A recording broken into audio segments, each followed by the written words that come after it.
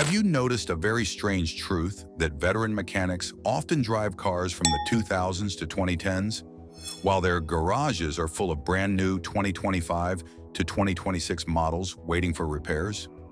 Why are seasoned drivers flocking to buy old cars? It's not because they lack money, it's because they've known a secret for a long time. 700,000 perfectly good cars were destroyed starting in 2009 under the Cash for Clunkers program, which was actually a massive consumer trap. You accept $4,500 to trade in a car that could have taken you another 200,000 kilometers, only to tie yourself to a 72-month loan for a new $30,000 vehicle. More expensive, more complex, and not necessarily more durable. According to the J.D. Power 2024 Vehicle Dependability Study, new car reliability is plummeting, with the average number of problems per 100 vehicles rising to an alarming level. This has triggered a shift in demand back toward cars, as in the 2000s and earlier. This video will expose the dark side of old car trade-in campaigns from Washington and explain why the fever for buying used cars is rapidly expanding. If the item you are using is still working perfectly, would you buy a new one? I bet 95% of you wouldn't spend money to buy an identical item to replace a durable old one. And that is exactly what happened to the automotive industry in the 2000s. In an era where the standard of a car was durability, a smooth engine, and ease of repair. Cars that ran well for over 20 years could be considered peak mechanical masterpieces. But the paradox lies in the fact that durability is the enemy of profit. Manufacturers couldn't sell more new cars because their old ones were built too well. Therefore, in 2009, following the financial crisis, Washington launched a massive trap under a pleasant-sounding name, Cash for Clunkers. At first glance, this was a program to help citizens trade old cars for newer, more fuel-efficient ones. Vehicles used for many years were bought back by the government, providing a $4,500 subsidy to help you buy a more modern car. It sounds humanitarian. But behind that sweet promise was a carefully calculated agenda. 700,000 cars were pulled off the streets, taken to dealerships, and permanently removed from the market. But they weren't even broken. They could have lived for another 100,000 or 200,000 miles if maintained properly. An old, simple car, one that was paid off and still capable of serving a working person, was killed so that no one could ever buy it cheaply again. But the politicians needed them to disappear because they needed money. If you still don't understand that $4,500 was the noose that forced you to spend tens of thousands of dollars later on new cars and repair costs. Edmunds once calculated that if only the actual number of additional vehicles sold through the program were considered, taxpayers would be bearing approximately $24,000 for each new vehicle. To put it bluntly, they weren't being charitable. They use that very money as leverage to make you spend significantly more on new cars that aren't even one-third as good as the old ones. Why would a political and economic system be willing to spend billions of dollars just to destroy approximately 700,000 cars? And who actually benefited in this gamble? According to the UNBER, the Cash for Clunkers program cost about $2.85 billion in the federal budget, with subsidies ranging from $3,500 to $4,500 for each eligible transaction. It sounds like helping the people, but it's certainly not just about protecting the environment. Washington rarely spends billions of dollars out of pure kindness, especially when the beneficiaries aren't the poor car buyers, middle-class families looking for a durable vehicle, or independent mechanics. The real winners are the dealership networks, lenders, new car manufacturers, and the entire profit chain that lives off you replacing your car more frequently. Wiping out the supply of cheap used cars from the market also means pushing people toward more expensive new cars. That is the first goal. Stimulating economic demand. In 2009, the U.S. economy was still reeling from the financial crisis, while GM and Chrysler had just undergone intense bailouts and restructuring. The government needed people to spend money immediately, rather than saving every penny to survive the recession. So they made an offer that sounded like a gift. Take $4,500, ditch your old car, and then borrow tens of thousands more for a new one. Edmunds even calculated that When considering only the actual incremental cars sold due to the program, taxpayers shouldered roughly $24,000 for every new car sold. This unmasks the true nature of the campaign. It wasn't about helping people buy cars, it was about using tax money to pull customers into showrooms. The second goal is more dangerous, changing the structure of the auto market.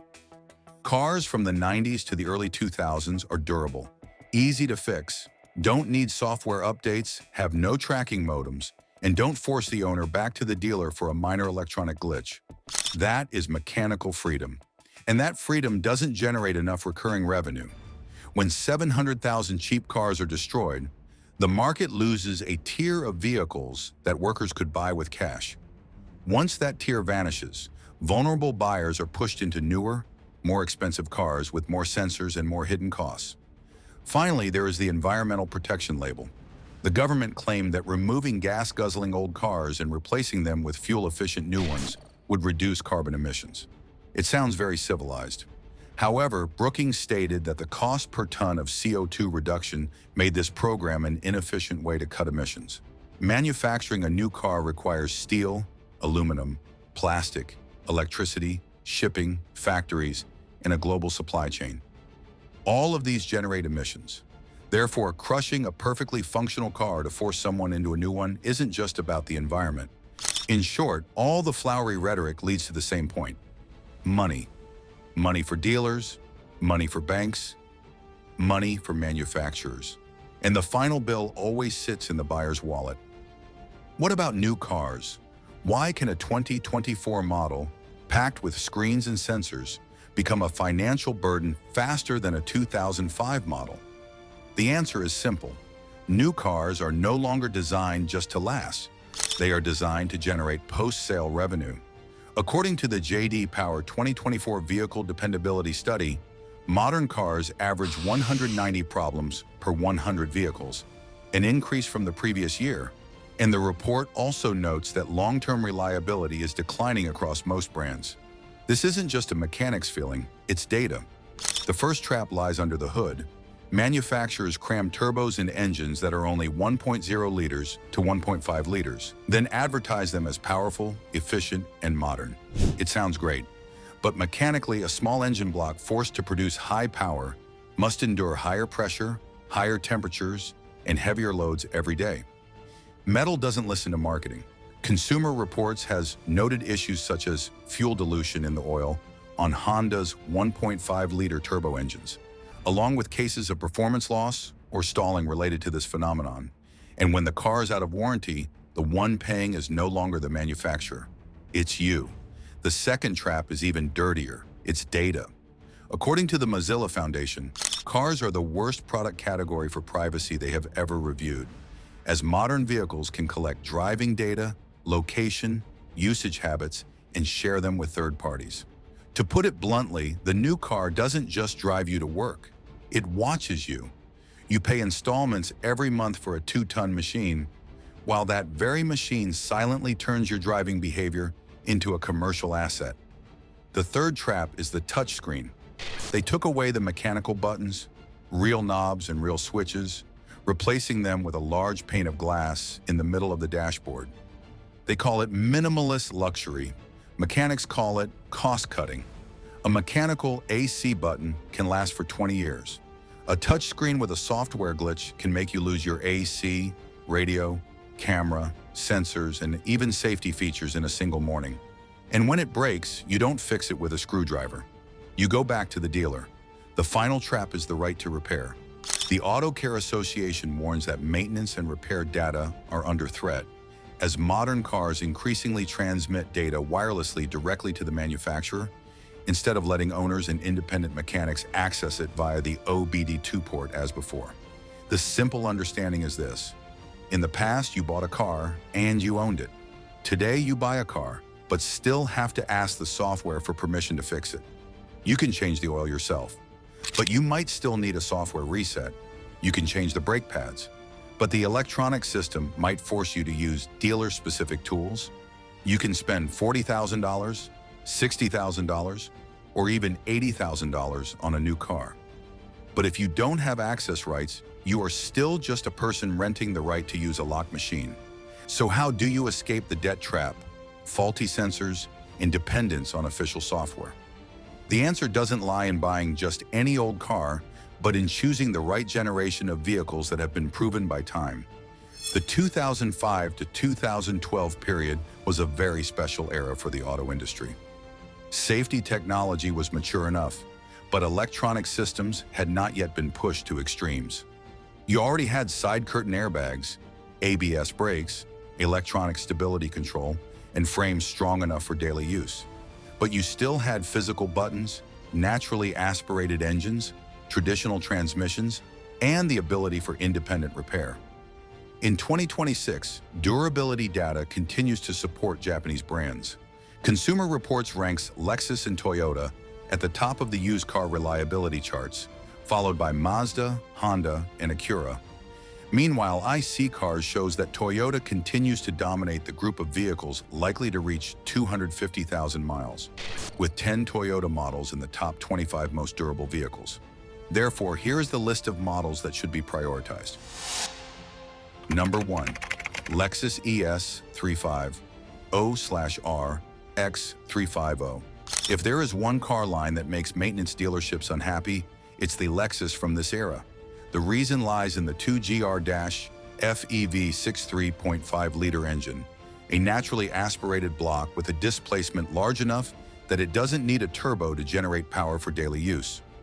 Although many newer models use direct fuel injection to optimize fuel efficiency by a few percent, many Lexus versions from this era still use indirect fuel injection.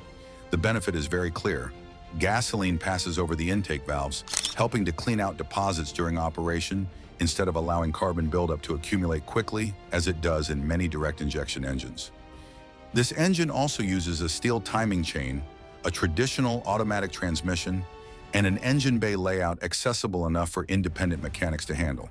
The interior of this Lexus generation still features many physical buttons, thick materials, and a structure that does not depend entirely on a center screen. This is the ideal model for those who want smoothness, durability, and predictable repair costs. Number 2.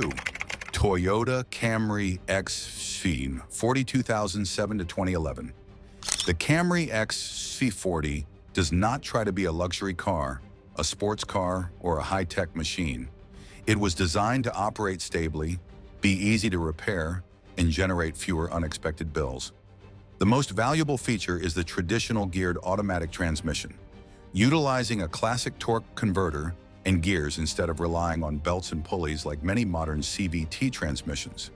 If the oil is changed on schedule, this powertrain can serve for a very long time without requiring major intervention. The Camry's McPherson suspension system is also highly practical. It doesn't offer a complex driving experience, but the parts are cheap, the structure is simple, and any mechanic knows how to repair it. If a bushing fails, you replace the bushing. If a ball joint fails, you replace the ball joint. You don't have to replace an entire expensive assembly just because one small component has degraded. This is why an older Camry remains one of the most logical choices for someone who needs a reliable vehicle for their daily commute. Number 3. Honda Accord Gen 8 2008 to 2012. If the Camry is the practical choice, the Accord Gen 8 is the choice for those who want durability but still crave a better driving feel. The K24 2.4-liter naturally aspirated engine is not subjected to the heavy load stress typical of today's small turbo engines. No turbo means less heat, less pressure, and a lower risk of seal and gasket aging after years of use. Honda's iVTEC system from this era has been long proven, with widely available parts and a massive repair community. Another valuable point is that the control cabin still retains many physical buttons. You adjust the air conditioning, radio, and defroster by hand without having to rely on a touchscreen that could suffer from software glitches. For seasoned drivers, this is not just about convenience, it is about operational safety. Number 4. Toyota Land Cruiser. The Prado 120 is for those who need a vehicle that can handle heavy loads, navigate rough roads, and offer a mechanical lifespan far above average.